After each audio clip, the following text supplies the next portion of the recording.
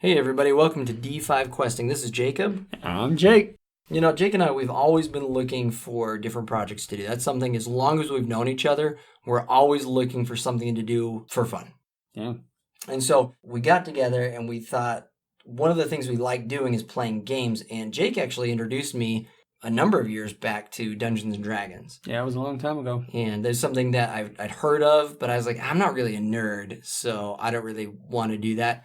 But he convinced me, to give it a shot. And it was a lot of fun. We had a small group of 4. We'd play in my parents' basement. Yep. That was a good time. It was pretty good. Unfortunately, the other people we played with didn't like it as much as we did. And basically what ended up happening is they kind of fizzled out, and it was hard for us to play Dungeons & Dragons one-on-one. So It kind of died out. So I think we've always been looking for a different group. And we've tried a number of different groups. Yep. It's been family, friends, random people.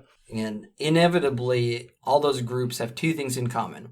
1, there's a lot of initiative and a lot of fire at the beginning. Yeah. And 2, that fizzles out pretty quick. So we thought, how can we fix both those problems? Yep.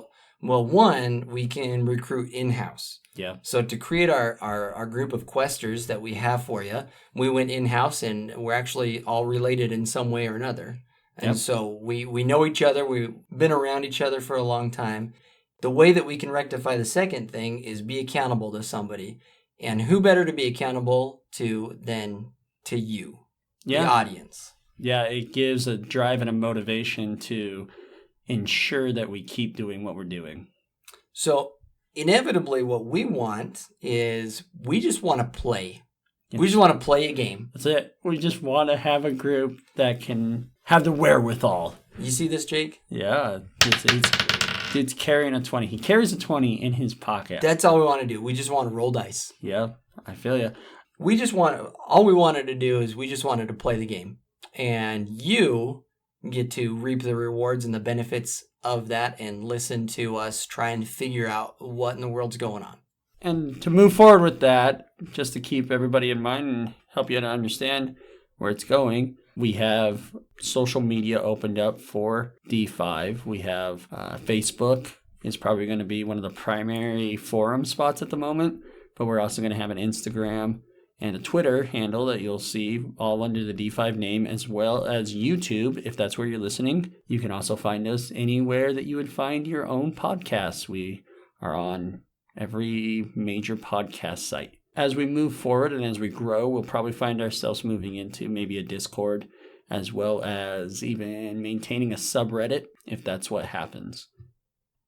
So, why Pathfinder? Because we wondered that ourselves. We did. The 5 of us have played tabletop RPGs in some form or another for a number of years, some of us longer than others. But something we all have in common is none of us have ever played Pathfinder. We've played Dungeons & Dragons. We've played Star Wars RPG. What are some of the other ones we've done?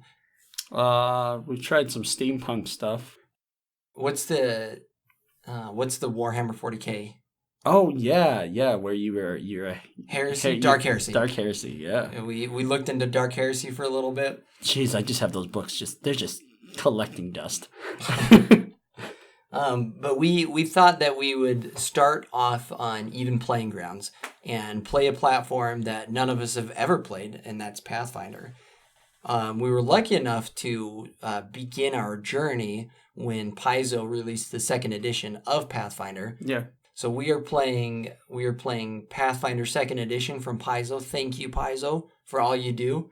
Thank you for all the content you put out. Because none of us have played it before, we're familiar with the concepts, but not necessarily the actual mechanics. So you guys who are veterans to Pathfinder get the privilege to yell at us over and over and over again when we can't get something right. That's right. But I will just refer you back to the reason why we started this whole thing, and that's just for us 5 to hang out and have fun. That's the whole point, I think, that I really want to really push, is that this whole event is taking place because we want to have fun. All of this other things that's going to happen with this is secondary, but we won't slough on quality of that. We do care about having our community engagement. We do care about making sure that this is a great production and has great production value. But the thing is that we want above all is that we're enjoying what we do. So I hope that you can feel that with us as we continue on this journey. So none of us have any prior recording experience or mixing audio experience or editing audio experience, any of that. So you get the joy. For those of you out there that are listening to podcasts professionally, you get the joy of yelling at us over and over and over again. We meet up every other month to record episodes. That's the only way that we can do it financially at this point in time. So when we meet up, we get together bright and early on a Saturday, and we literally play Pathfinder all day long. Yeah, from dark to dark. That's the whole idea. That's our plan going forward, is to meet every other month.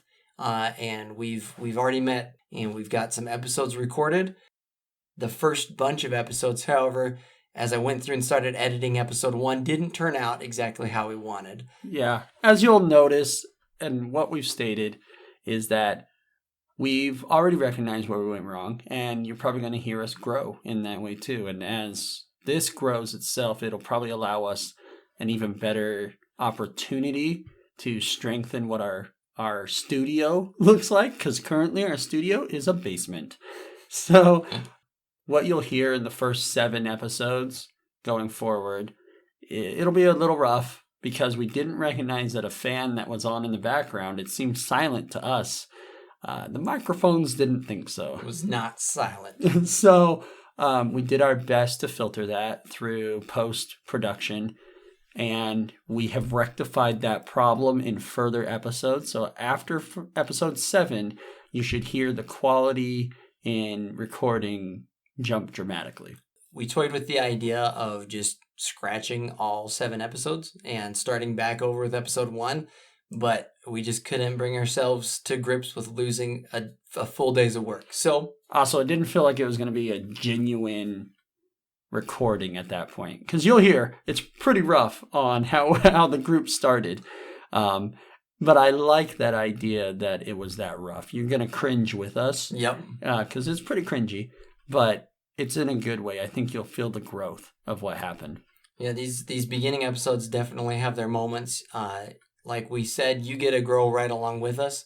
One other thing that I want to mention is this is a homebrew setting.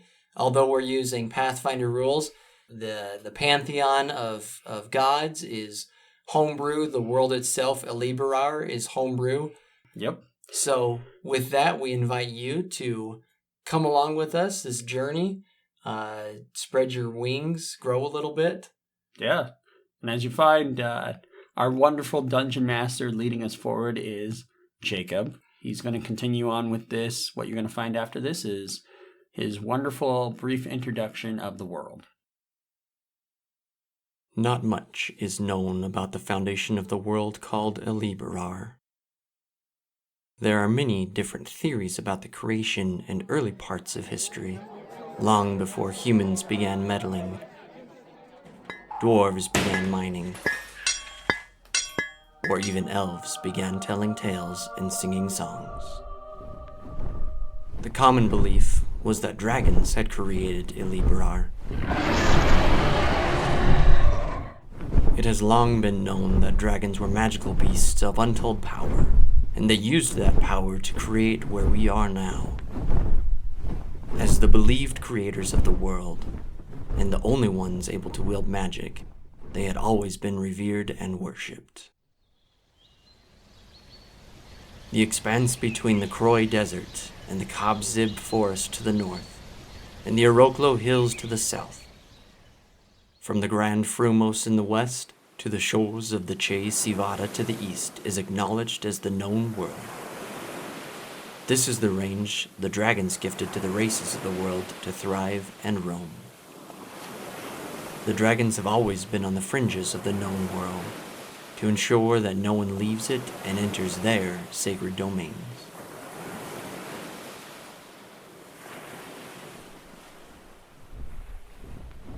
Centuries ago, a man by the name of Philadero captured and killed a dragon, something that had never been done before.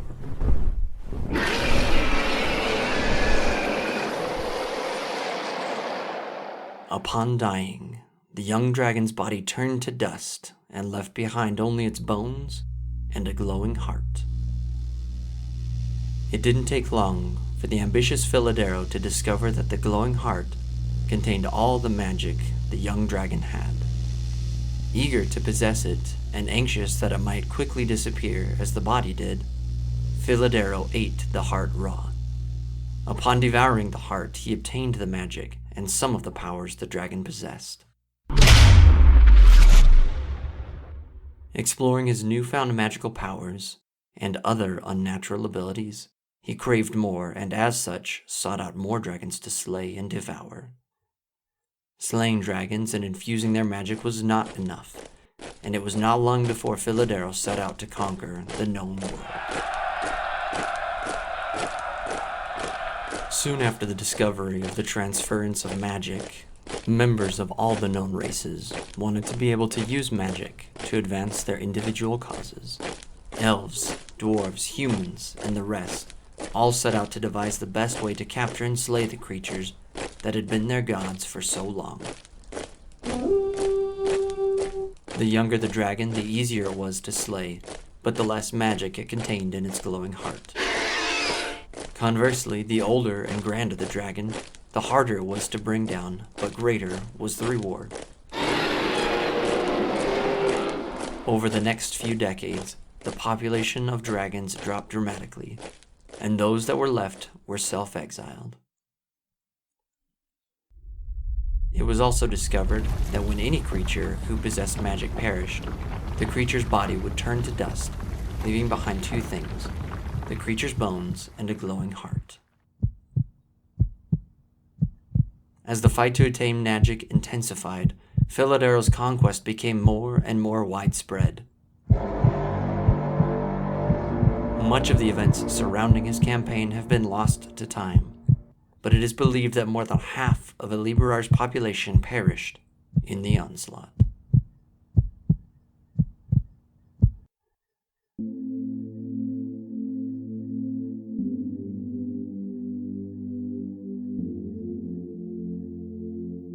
Due to this loss, there are few details of his crusade against the dragons and quest for ultimate power, and even fewer concerning the end of his story. What is known is that Philadero, being so prideful in his power, called an exclusive meeting with the generals from his opposition, luring them there with promised talks of peace and ending the conflict, but intending instead to ensnare them.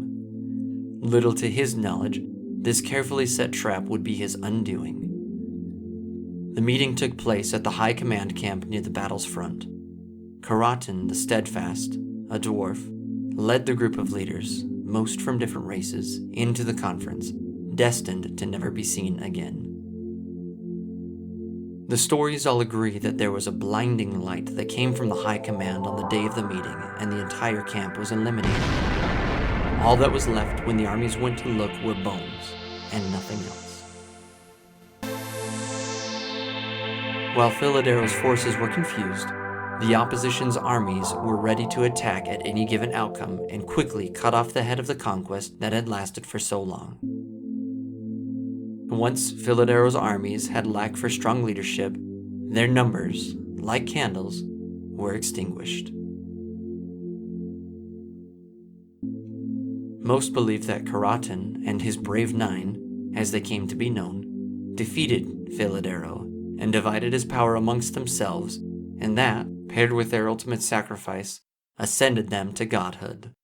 Those who believe this believe Karatin and his brave nine lead a new pantheon of gods in this age and are known as partisans. The new 10 deities in their immediate domains are as follows: Karatin the Steadfast, god of the hunt, the forest, and magic, symbol of a bow or tree. Tanais, god of earthquakes, the sea, and natural disasters, symbol of a wave.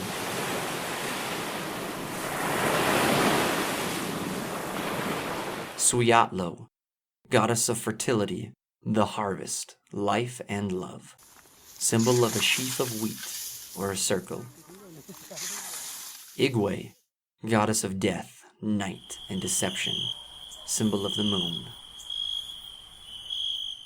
Alofar, god of the sky, storms, and thunder, symbol of a lightning bolt or cloud. Kolhita, goddess of war, peace, and balance, symbol of an axe, a sword, or scale. Usora, goddess of the sun, fire, and light, symbol of the sun. Akota, god of wisdom, truth, and knowledge, symbol of a book. Choroba, god of wealth, prosperity, and worldly goods, symbol of a coin. Piara, goddess of music, tales, and remembrance, symbol of a harp.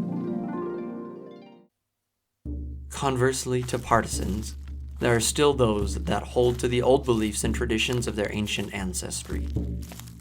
These are called Tarragons, meaning earth dragons.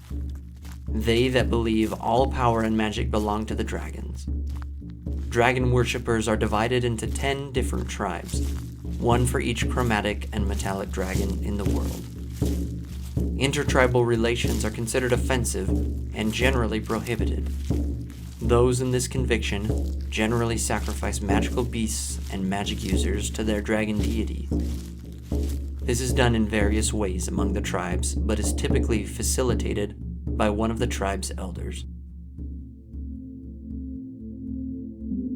The site of Philadero's demise is traditionally considered to be on a peninsula that extends into the Wishode Sea in the ever-growing city of Midlai. A celebration is held in the city annually for all to attend. The celebration is meant to be a jubilee, but it is often attended with a sense of anxiety and tension, for the city is considered holy to both parties. It is holy to the partisans because it is the birthplace of their pantheon.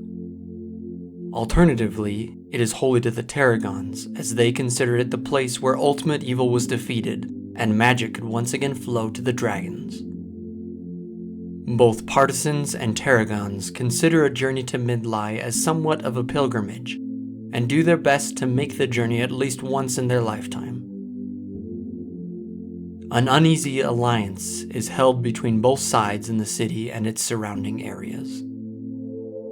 Far to the north, away from these struggles, the areas surrounding the antiquated town of Riverbend are experiencing struggles of their own.